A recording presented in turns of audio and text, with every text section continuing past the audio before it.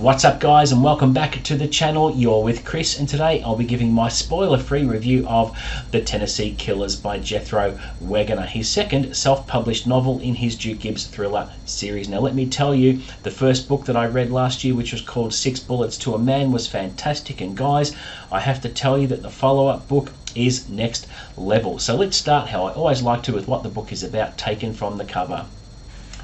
Hardened by the streets of Harlem, battle-tested in the jungles of Vietnam, Duke Gibbs is ready to bring justice to town. 1971, Duke is passing through when two massive men block his path. They have orders to put him down. Big mistake for them. The attack thrusts Duke into a mystery that involves drugs, lies and murder. Friday Jones has lost her brother.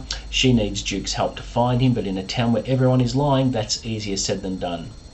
There's something sinister going on in Oldfield, Tennessee. To find out what, Duke and Friday will have to fend off truckloads of bullies, fanatics and trained killers to uncover a conspiracy that stretches back to the heart of Washington. The bad guys think they're untouchable. Duke Gibbs will show them why they're dead wrong. I love that last line. Okay, so Duke Gibbs is back in the second book of the series, and let me tell you, I was happy to be along for the ride.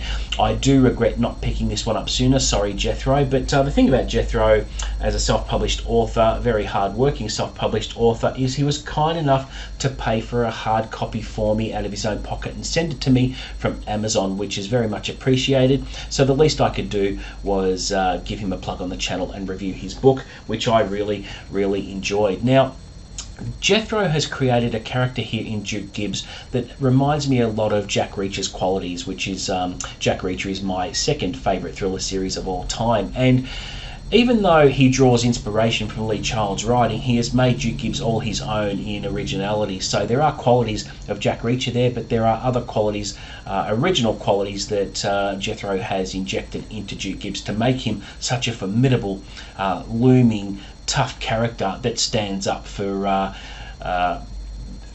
people who are being oppressed, and he has such a righteous streak, which is a very endearing quality I like in any character I read about.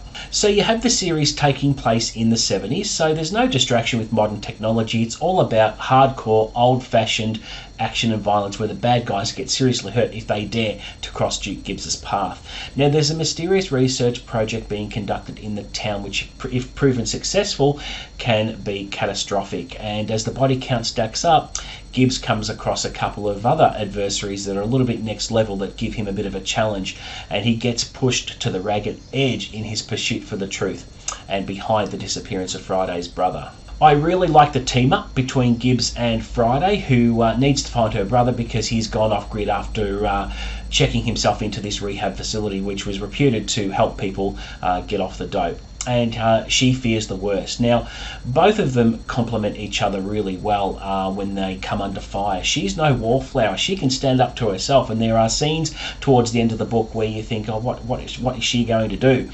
Because Gibbs is distracted with his own issues and own fights that he has to contend with, and Friday's left on her own, and she has to call upon her strengths and her grit to actually overcome her obstacles, which is a very good quality, and I love a good strong female character in anything I read as well. So they come across fearsome KKK members / drug dealers who stand in their way of getting to the bottom of what's going on, and if they do that, Gibbs will hurt them, and he does, and he delivers justice swiftly and decisively. Now, the whole book was very nicely edited. I found it very clean. The prose was tight. The violence was quite satisfying. There are graphic images there that will stick with you for a little while, and when someone gets hurt by Gibbs, you can picture it of how it would play up on the cinematic screen. So it's very filmic in his style of action writing, which is fantastic, and it's very edge of your seat stuff. And I don't care how tough you make a main character, okay, you might read some books where a main character gets shot or gets beaten up and then acts as if nothing happens, but I can tell you with this one, Duke Gibbs does get hurt quite badly.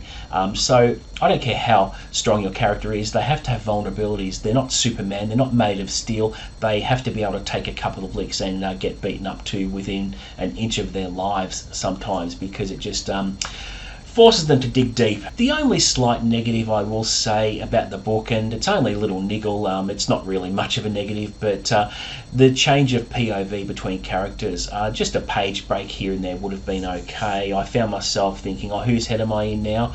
But it's only a small thing. It didn't detract from my enjoyment of the book because I did really enjoy it. Overall, I really enjoyed the book. The action was great, the characters were engaging. I'm a real fan of the series now, and being widely read in the thriller genre, it's my jam. I think it does have a bright future, and I can't wait to see what's in store for Book 3. I must pick Jethro's brains about what Book 3 is about because I'm excited. If you haven't tried the Duke Gibbs series and you're thinking about picking it up, just pick it up. I have included the links below to the books on Amazon so that you can buy them, and I've also included a link to Jethro's website as well if you want to find out more about him. But can't really fault the book. It held my attention from start to finish. It was engaging. It was really edge of your seat, nail-biting action, and by the end of the second book you just think, you know, Duke Gibbs is one of your new favourite characters. So thank you again, Jethro, for sending me the book. I can't wait to read the third one when you get it out, and yeah, really good book. So thank you very much for watching. Please don't forget to like and subscribe. Offer up any comments below, of course. I'll always respond to that and give the best content I can. Help me get to 1,000 subscribers. I'm slowly getting there, but until the next video, guys, happy reading.